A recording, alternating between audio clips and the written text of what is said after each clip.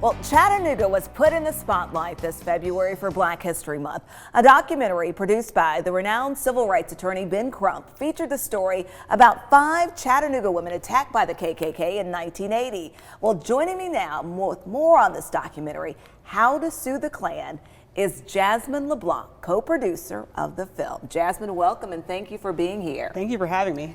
Let's start by talking about this. Why was it so important to tell this story on a national level? Well, when we started working on the film, it became obvious very early that it was important to highlight the Chattanooga history, but the greater importance of what these ladies did and that they were trailblazing for civil rights here in Chattanooga and like what that really means at the national level. That as we were seeing what's happening now and what attorneys have been able to do because of some of the legal changes that happened after their case, we were like, we have something bigger than just Chattanooga here. And when you received word that Ben Crump was interested in this, obviously you all knew, okay, this is something that's a big deal. And like you said, these women were trailblazers, their stories and how they, what they did. Yeah. No, we were very excited to get the news. We knew that to take it to the national level so that it would have more attention, that we needed a name associated with it. And not only just a name, but someone who is a forerunner in the field and who's working both in film and also in civil rights. And one of the things to talk a little bit about this story now, these 5 women and 4 are deceased, so yes. 1 is still living. Okay, let's talk a little bit, and we have just some pictures we can put up, but just tell us a little bit about their story for people who aren't familiar with this. So what hit me was like how recent this was, like 1980. Right, people are thinking that when you think something like this and you think KKK, you're like, oh, was this like a century ago or something? And it's like, no. Yeah, 40 years ago. In 1980, these women were just out for an evening, walking down what's now MLK, what was then 9th Avenue, and yeah, they were minding their own business, coming out, and it wasn't even super late, and they just get shot down in the middle of the road. And one lady was even shot in front of her own home. And one of the things you talk about this story, and I remember that there was one, I met the grandchildren of one of the ladies who's now deceased, and talking about how that like scarred her grandmother, Miss Crumsey, for years, like with mental illness, and how what this did to her. This incident for her, for the rest of her life. Unfortunately, at the time, especially black people didn't have access to the same level of healthcare, even though it was 1980. They were shot with shot pellets that were like in their skin, so they all had hundreds and hundreds of shot just lining up and down their legs, and they were all crippled with pain for most of the rest of their life because they couldn't go in, and you just had to wait for each pellet to come out by itself. There was no way to remove them. So even though they had been hospitalized and given an overview, they weren't provided with medication, follow-up care. There was no mental health care for them afterwards to deal with the trauma of like what happens when you're out for dinner with your friends and then step out on the street and someone attacks you.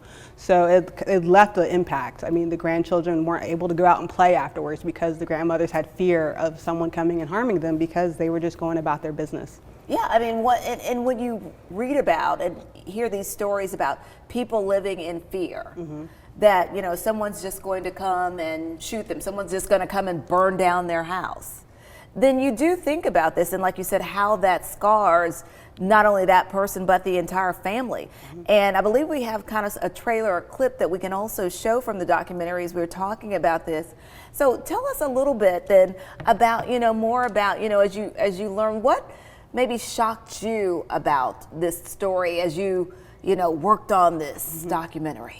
A lot of it for me was the time frame of like looking at like these locations were locations here in Chattanooga. Like I go through a lot of the places that the entire story took place like at the time. I went through thousands of pages of the civil case transcript.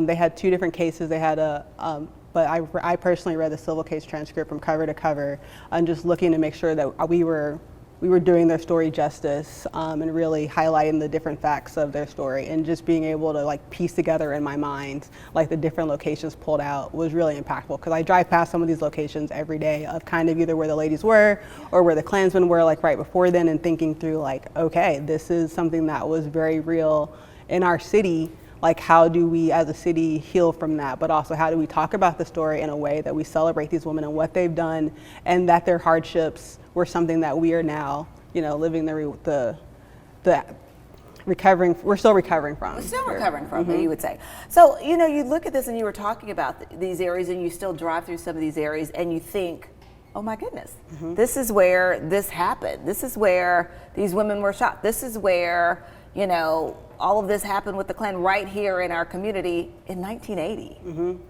And one of the more interesting things that the Klansmen were talking about was just like that radical change and like the shift of going from being in robes to just being in more militant outfits, and just seeing how that's playing out now, and how that the rulings from these ladies' case are still helping enforce justice to this day, of like how we're able to see those changes of that, where racially motivated violence is being affected because of this case.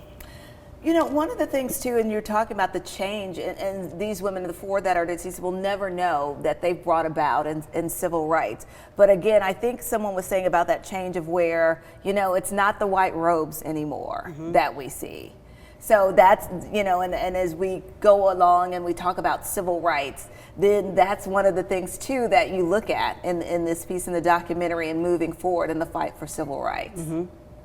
Yeah, and it's one of the things that will continue, but as everyone speaks up and we tell and share these stories of how people were able to overcome certain things, and how people stood up and these ladies rallied and traveled the country and really did work hard to let their story be told. As long as we keep telling their stories, we'll keep things like this from happening again. Well, again, Jasmine LeBlanc, thank you so very much. And of course, everybody has been talking about this documentary. And what this means for our community. Thank you so very much.